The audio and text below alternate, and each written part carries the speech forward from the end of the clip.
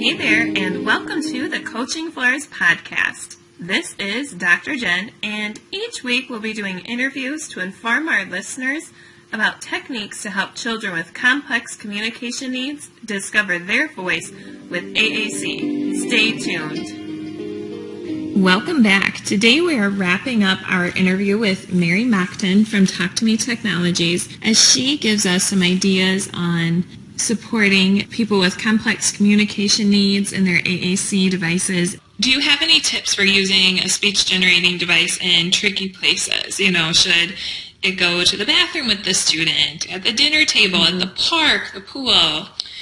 Okay, so I just referenced that I am a functional speech therapist in my practicing world. And so similarly, I would say the same thing about a speech-generating device. Ideally, yes, it goes everywhere with them because you wouldn't want someone to be stuck in the bathroom in an emergent situation, not being able to have a voice to ask for help.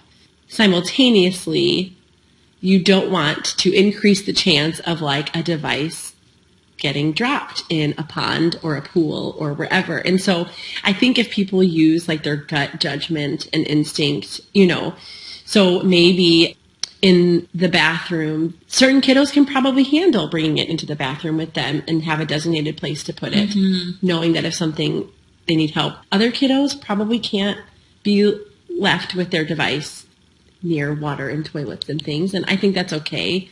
I would recommend then having a low-tech option in a bathroom or a switch that just gives an alarm sound or something like that. Okay, so that someone, Yeah.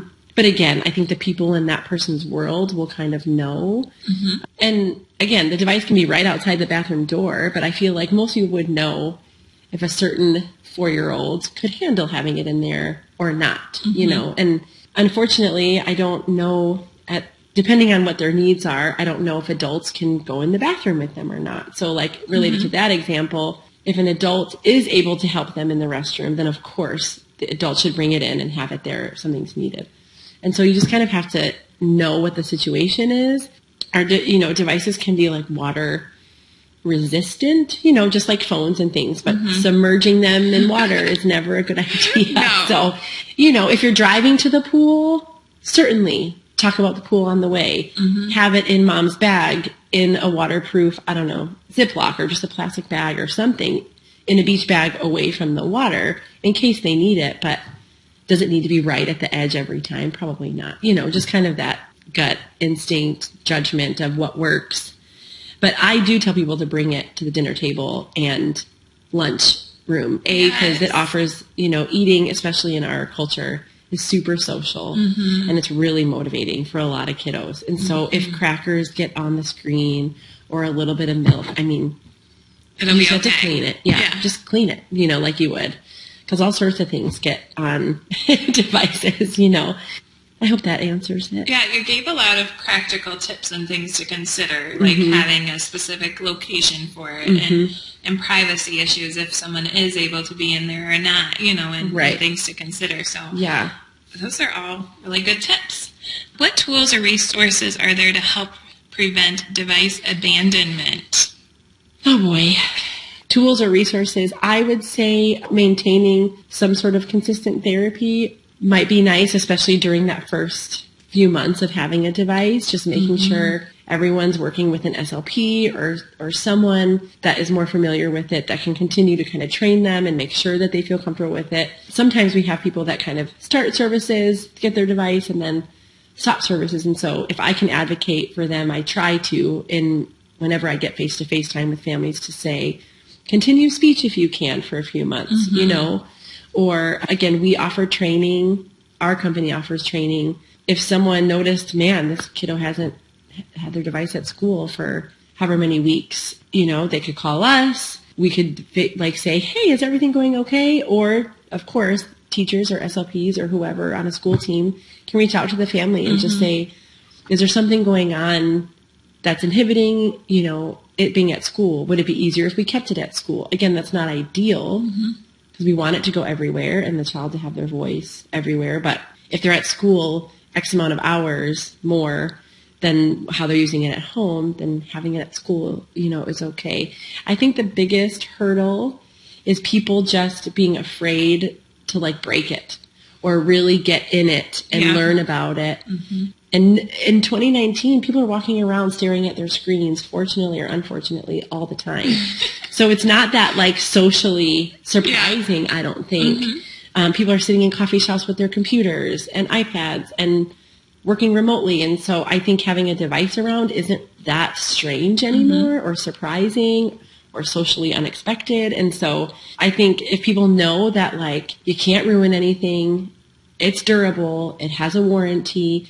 If you erase something accidentally, we save the files. Now, if they made a bunch of changes since last time we saved it, that'll be a bummer, but at least we have something. Mm-hmm. So I would say device abandonment comes mostly just because people are kind of overwhelmed or intimidated by it. Yes. And if the people around them aren't comfortable using it. Because modeling, just like language modeling and talking for people, you have to do that with the device too. Yeah. So people in their world ideally would be modeling with the device as much as possible too. And that takes time. It does. It takes time. Mm-hmm. So give yourselves that time. Yes. Don't give up. Right. Keep bringing it everywhere you go. Yeah. And we don't expect mastery of a device. I mean, I'm a speech therapist and I know a good amount about all of our options and things, but there's so much to know about it. And so if they just start to take pieces that are important for them or that they can apply or the most motivating thing in their lives,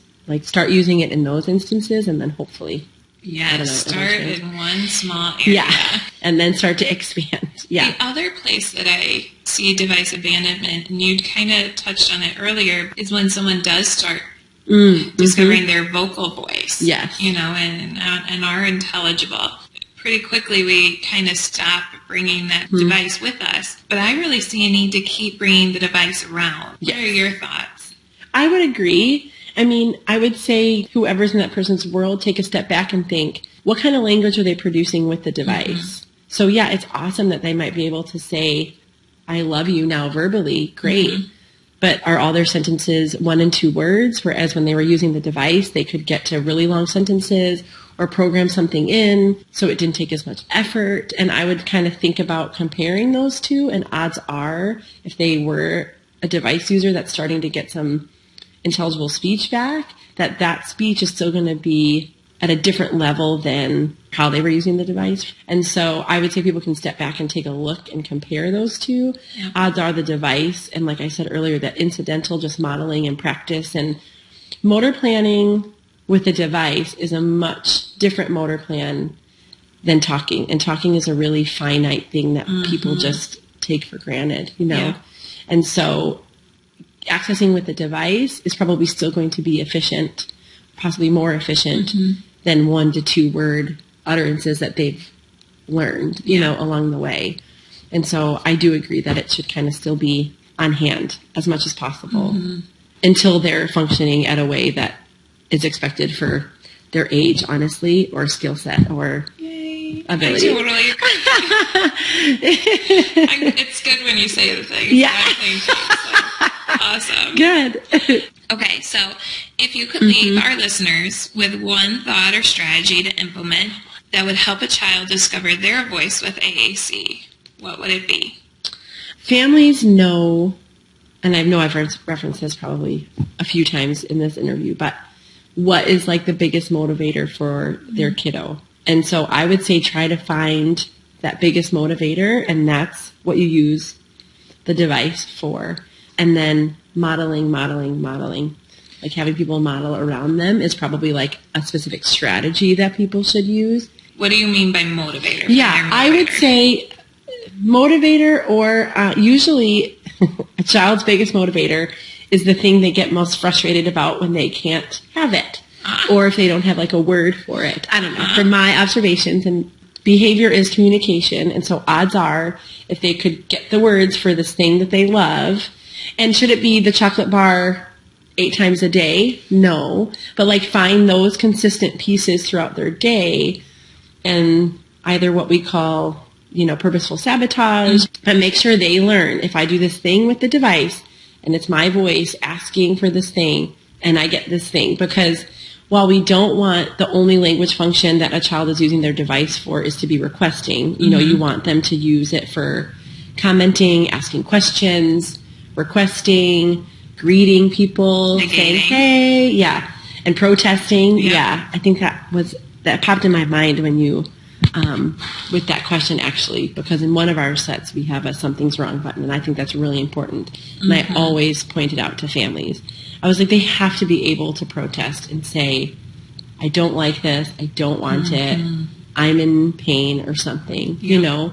But just kind of finding, in the beginning, odds are they may not do that, or they may, if that's their biggest motivator, like, actually, no, I don't want to do this thing, and that's fine. But also just kind of learning, depending on what a child's language skill is, you know, if they don't know that this communicative reciprocity thing, that's where you have to start. Like, if they don't understand that if they do this thing, something happens, and that sort of cause-effect linguistic relationship, then they're not going to be able to do it, whether it's talking or signing or with the device. And so that's what I mean by, like, the motivator, like making sure they know, if I do this thing, then I get this other thing.